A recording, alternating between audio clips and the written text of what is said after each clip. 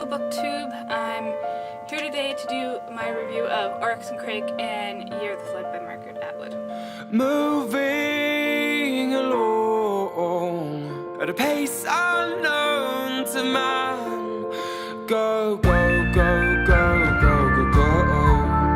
Go, go, go, go, go. Okay, so I'm going to keep this review kind of spoiler free because I really don't see any other reason to read these books besides for the plot.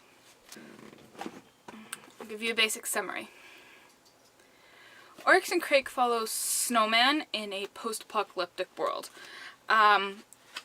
In this world there seems to be no other humans besides snowmen, and he kind of like is a leader kind of for these humanoid creatures called Crakers. We're told how the human race has become extinct, really, through a series of flashbacks, care of Snowman. So we found out Snowman is Jimmy, and that he lives in this world prior to the apocalypse, where science is kind of like the be-all and end-all, and its purpose is to create new products. So scientists and their families are like the upper class, and they live in these things called compounds.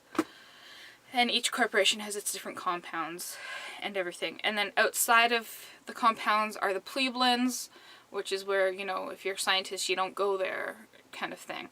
And it's where the non-scientists and the lower class people live. So we learn that Jimmy meets this character named Glenn, who later becomes known as Crake. And as they grow up, the world begins to spiral out of control, and hint hint, science has something to do with this. So, after the humans are wiped out, Jimmy becomes Snowman, and he becomes sort of like a prophet for the Crakers. And that's just like a basic gist. So the Year of the Flood is an unintended sequel to Oryx and Crake. And there's another book in the series called Mad Adam. I haven't read that one yet. It just came out this year. Okay, so in Year of the Flood, we follow two separate characters. We follow Ren and Toby. And they are adherents of the God's Gardener's faith. And this is kind of like a strict vegetarian, environmentally centered Christian sect. Okay, so this book follows the same sort of style as Oryx and Crake, in that we have Ren and Toby in the post-apocalyptic world, so obviously, you know, not all the humans have died. And we learn about them and their story and the story of the world through a series of flashbacks. Quickly, Toby is voluntarily holed up in a spa called A New You, and Ren is locked up in a safe zone in a high-end sex club. Okay, so the book is divided up into sections, and preceding each section is a sermon, here delivered by Adam 1. So we have a sermon, and then we have a hymn, and then we go into the story.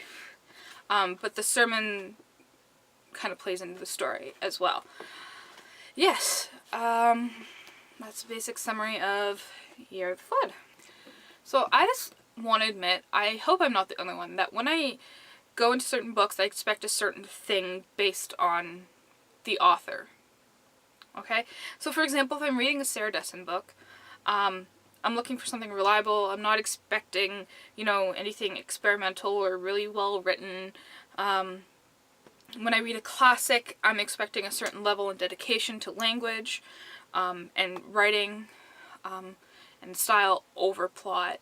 And with Margaret Atwood, she's supposedly Canada's greatest living author. And I don't know, I had this idea that it would be, you know, more than what I got. Yes, so I am admitting I am a bit biased on more than one front, but yes. Well, I have to admit, I didn't like her writing style at all. I thought she really, especially in Oryx and Crake, she did a lot of the thinking for you. She'd like give you something that happened and then tell you what it meant. There was no room for reader interpretation or the reader's thoughts. It was just basically, here's what happens, here's what this means, kind of thing. You know, she doesn't leave certain things unsaid that I feel like could have just been implied by the text instead of stated directly. And I also found it weird in Year of the Flood that one character is given a first-person perspective and another character is given a third-person perspective. I really just felt that you could substitute all the first-person pronouns with third-person pronouns and the story would have been exactly the same. I tried to look up reasoning for this. No one asked her in any interviews that I've tried to watch or listen to or read. But someone did try to say that, you know, in this event, the first-person perspective is supposed to make us feel more compassionate for them. And I really actually didn't. So Ren is the character that has a first-person perspective, and I actually felt more sympathy and compassion and kinness with Toby.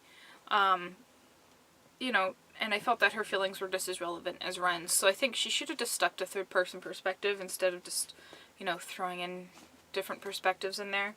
The main reason why I haven't read any Margaret Atwood up to this point.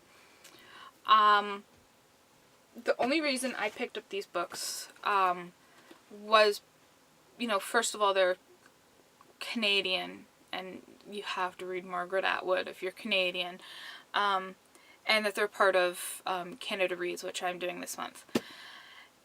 And the reason I haven't picked up anything by her before is because she's anti-science fiction. I'm sorry. Okay.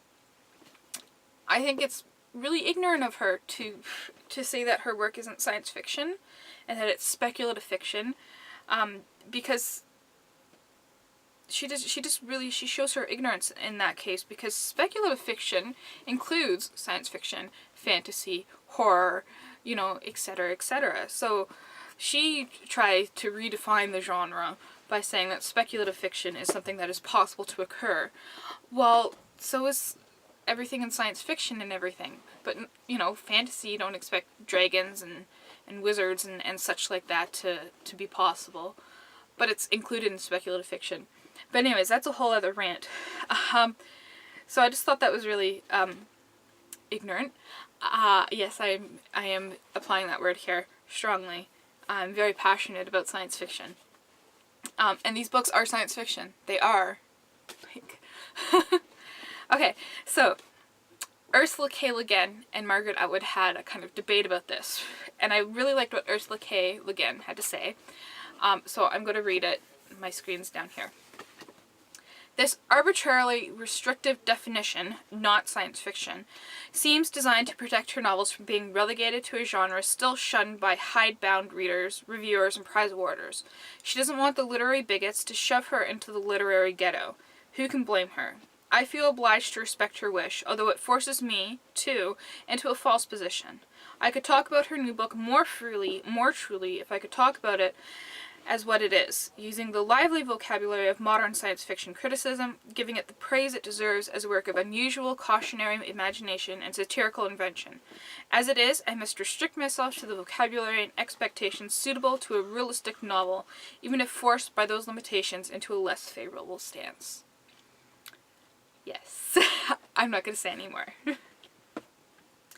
So I just really found her presumptions to be incredibly ignorant, especially of such a prominent author who's known to do research for her writing.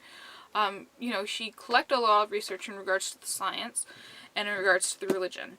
But, you know, personally, I think if you choose a career, you should be informed about it, especially if you're going into writing. You should be informed about genres and about the language and all that stuff. Yes. So, one thing I do want to say that she excelled in, actually, is world creation, because I had to say something positive about these books. I didn't enjoy them plot-wise. I found that the world pre-apocalypse was actually very believable. In both of the novels, we see a heavy basis on the science in Oryx and Crake, and a heavy basis on religion in Year of the Flood, and I found them to be possible. The Plebeians and the compounds are very interesting places, although I did feel that she was very heavy-handed with the comparison of the two. There's no real overlap between the two in her minds. I thought there would be. I thought the Gardener religion was intriguing. Okay, now I can't talk about this book without talking about Canada. So I'm gonna link below the Hello Hemlock reviews of Oryx and Crake, because they talk a lot about what Margaret Atwood thinks about this book. But just basically, Margaret Atwood set these books in the States because she couldn't see this happening in Canada. And again, I think holding up Canada as this great nation that has no wrong is absolutely horrendous and dangerous. There are tons of things in our past, in our present, and hopefully not in our future that are horrible about Canada. That's a whole other video I can make. But I strongly believe that this kind of blind national devotion is dangerous and blinding. Canada isn't perfect, and I can totally see something like this happening in Canada.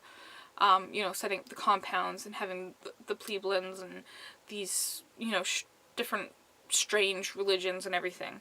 But the only reason this won't happen, I think, is because our current government is very anti-science. They're cutting research and funding and all this stuff. Yes. So, I mean, read it for the plot. It's good. Good plot. But if you're looking for something well written and well thought out, I say avoid. I'm really probably not going to pick up any Margaret Atwood anytime soon, honestly. I'm looking forward to finishing up Cockroach this week, and hopefully I'll post a review of that soon. Okay, so remember to keep on reading.